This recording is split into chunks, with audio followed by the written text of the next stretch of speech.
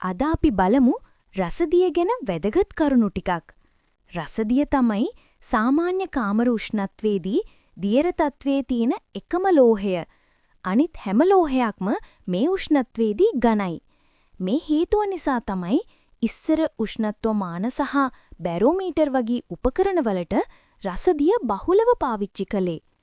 රසදිය ඉක්මනින් ගලා යන නිසා සහ රිදී පාටක් තියෙන නිසා ඉංග්‍රීසියෙන් මේකට ක්වික් සිල්වර් කියලාත් කියනවා. ඔබ මේ දියර බිඳුවක් මේසයක් උඩ දැම්මොත් එය ෂණිකව පුංචි බිඳු ගොඩක් විදිහට කැඩිලා වේගයෙන් ගලා යනවා. රසදිය ගැන තියෙන භයානකම කරුණක් තමයි රසදිය කියන්නේ මාරාන්තික විෂ සහිත මූලද්‍රව්‍යයක් කියන එක.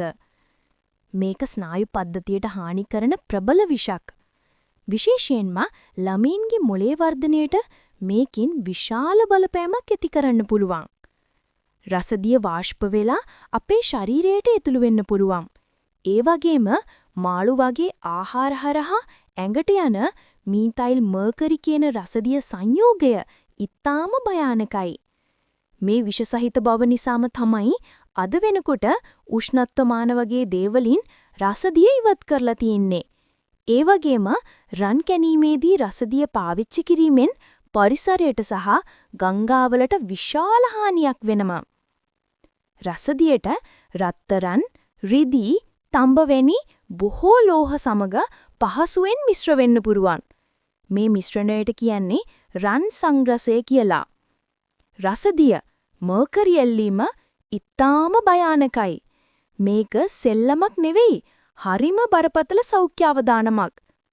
ඔබ රසදිය අතින් ඇල්ලුවත් එහි යම් ප්‍රමාණයක් සමහරහා ශරීරයට උරා ගැනීමට හැකියාවක් තියෙනවා.